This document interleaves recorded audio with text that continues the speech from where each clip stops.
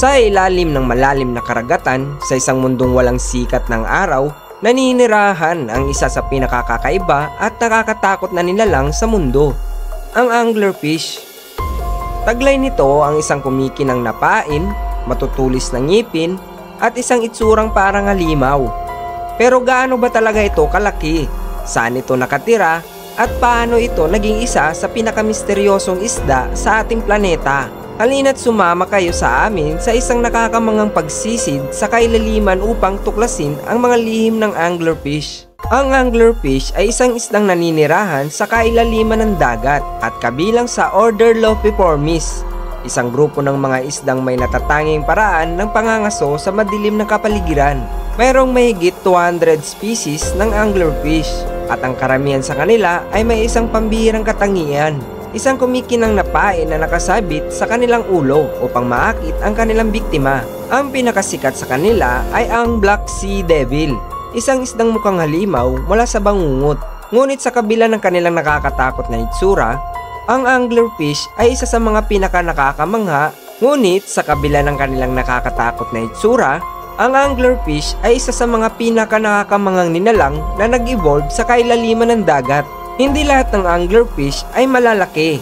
Sa katunayan, karamihan sa kanila ay maliit lamang. Ang karaniwang babaeng anglerfish ay may habang 8 hanggang 40 centimeters. Ang ilan sa mga pinakamalaking species tulad ng giant anglerfish ay umaabot lamang ng 1.2 meters. Halos 4 na talampakan.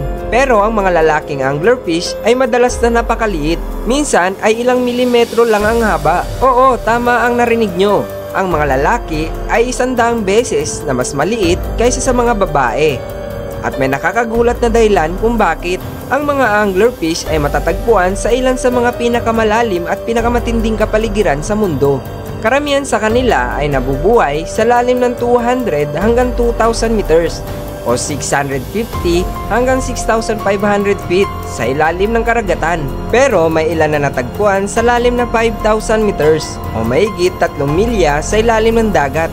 Sa ganitong lalim, walang sikat ng araw, mataas na temperatura at madaling makuhang pagkain.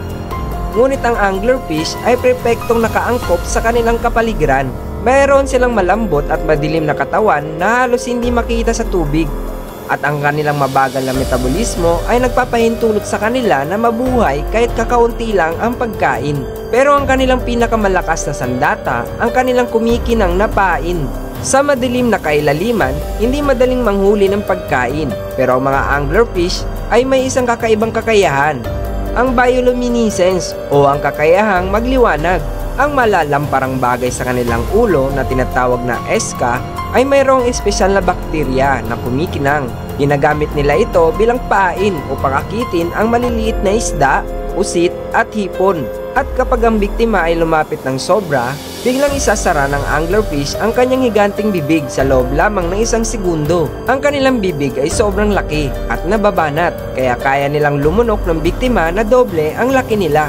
Ngayon, pag-usapan natin ang isa sa pinakakakaibang estratehiya sa pagpaparami sa buong mundo, ang parasitikong pag-aanak ng anglerfish.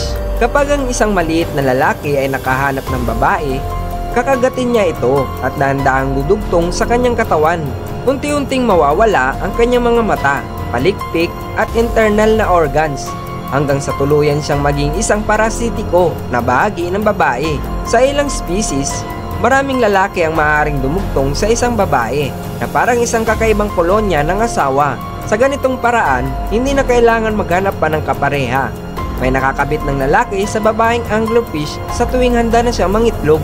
Ang mga anglerfish ay nabubuhay sa loob ng mahigit 100 milyong taon, kasabay pa ng mga dinosaur. Ayon sa mga fossil, ang kanilang mga ninuno ay nanggaling sa mababaw na tubig bago sila lumipat sa kailaliman. Unti-unti, nag-evolve sila upang magkaroon ng kakayahang magliwanag, lumunok ng malaking biktima at magparasitikong pagpaparami. Isa itong patunay na kapag ang isang hayop ay kailangan mabuhay sa isang matinding kapaligiran, kaya nitong mag-evolve sa mga parahang hindi natin maiisip. Sa kabila ng kanilang nakakatakot na itsura, hindi delikado sa tao ang anglerfish. Ang karamihan sa kanila ay nakatira sa napakalalim na bahagi ng dagat, kaya bihirang-bihira silang makita ng tao. Gayunpaman, ang ilang shallow water species tulad ng monkfish ay hinuhuli at kinakain sa ilang bansa. Ang isang nakakatakot na anglerfish ang lumabas sa isang sikat na eksena sa palabas na Finding Nemo. Sa larong Subnautica at Animal Crossing, ang anglerfish ay isa sa mga kakaibang nilalang sa mga larong ito. Sa dokumentaring Blue Planet, ipinakita kung paano talaga sila nabubuhay sa kailaliman ng dagat. Ang anglerfish ay isa sa pinaka hindi kapanipaniwalang nilalang sa ating mundo. Maraming salamat sa panonood. Kung nagustuhan mo ang video na ito, huwag kalimutang mag-like, subscribe at i-click ang notification bell para pa sa maraming video kagaya nito.